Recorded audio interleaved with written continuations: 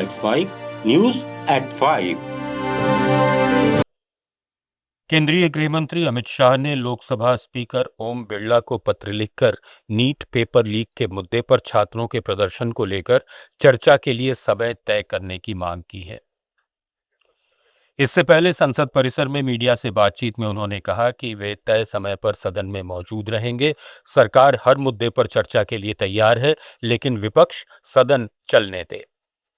और से किरण रिजिजू जी ने, जो हमारे पार्लियामेंट्री अफेयर्स मिनिस्टर है, उन्होंने बहुत स्पष्ट कर दिया है कि जो नीट आंदोलन के छात्र प्रदर्शन पर सभी प्रकार की चर्चा करने के लिए सरकार तैयार है और चर्चा के लिए समय सुनिश्चित किया जाए और विपक्ष तैयार हो जाए। पहले तो ये यही मांग कर रहे थे, हमने हाँ बोल दिया। मेरी ओर से भी मैंने कह दिया है कि मैं किसी भी सवाल का जवाब देने के लिए संसद में तैयार हूं, मगर वो चर्चा ही नहीं होने देना चाहते। वहीं नेता प्रतिपक्ष राहुल गांधी ने कहा कि विपक्ष को शाह का बयान नहीं बल्कि ये जानना है कि छात्रों पर गोली चलाने और कील लगी लाठियों से पीटने का आदेश किसने दिया। अगर आदेश शाह ने दिया है तो उन्हें इस्तीफा देना चाहिए। Not interested in him giving us a lecture or a discussion. We are interested in one simple thing, and when I say we, I mean the younger generation of this country. Who shot those students? Who gave the order to shoot those students? Who blinded one of the students? Who shot one of the students in the ear? Who gave the order to beat the students with lathis, with nails? Who gave that order?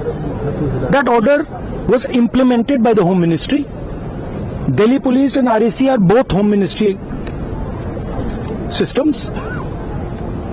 Did Mr. Amit Shah give this order to shoot our children, or did he not? If he did, he should resign because he is culpable. And if he did not, he should resign because he is incompetent. Congress नेता प्रियंका गांधी वाड्रा ने छात्र प्रदर्शनों का मुद्दा उठाते हुए आरोप लगाया कि प्रदर्शनकारियों पर लाठीचार्ज, आंसू गैस और पैलेट गन का इस्तेमाल हुआ। उन्होंने सरकार से पूछा कि इन कार्रवाइयों के आदेश किसने दिए। Yes, it was not fulfilled, and it shows that the government doesn't feel responsible towards the people, because this is the forum at which they have to answer questions, they have to give statements. There was a huge demonstration. The youth of the nation came out, not just in Delhi but all over, in cities all over. They were beaten, they were tear gas, they were shot with pellet guns. In Bihar, an AK-47 was used on them. The government doesn't feel that they owe any answer. They don't owe even a statement as to how did that happen, who ordered it. Supreme court ने विरोध प्रदर्शनों और रैलियों के दौरान आवश्यक सेवाओं के बाधित होने से जुड़ी याचिका पर सुनवाई की सहमति दी है। याचिका में कहा गया है कि प्रदर्शन और रैलियों से आम लोगों को परेशानी होती है और जरूरी सेवाएं प्रभावित होती हैं।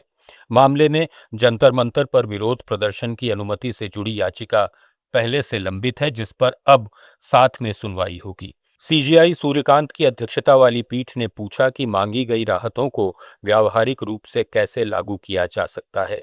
प्रधानमंत्री नरेंद्र मोदी ने नई दिल्ली में पूर्व राष्ट्रपति रामनाथ कोविंद की biography triumphs of the Indian Republic, my life my struggles launch की। इस मौके पर पीएम मोदी ने युवाओं से आत्मकथाएं पढ़ने और दूसरों के संघर्ष से सीखने की अपील की। उन्होंने कहा कि आज रील्स और सोशल मीडिया का दौर है, लेकिन युवाओं को शॉर्टकट से बचना चाहिए। रामनाथ कोविंद का जीवन दृढ़ संकल्प और संघर्ष की मिसाल है। वहीं कोविंद ने अपने गांव के दिनों को याद करते हुए बताया कि उन्होंने ग्रामीण जीवन से करुणा, प्रेम और आपसी सहयोग सीखा। न्यूज़ एट 5 में फिलहाल इतना ही। बने रहिए लेट्स माइक के साथ। आप सुन रहे थे let's mic more than radio. Follow कीजिए हमें हमारे सोशल मीडिया प्लेटफॉर्म्स पर। आप सुन रहे थे let's mic. It's time for news. It's time for More Than Radio. Presenting the first radio news app, Let's Mike. Let's Mike, a news-based app on your phone where you get to watch and listen news, talk shows, interviews, radio show podcasts. On Let's Mike, you get all relevant information of TV,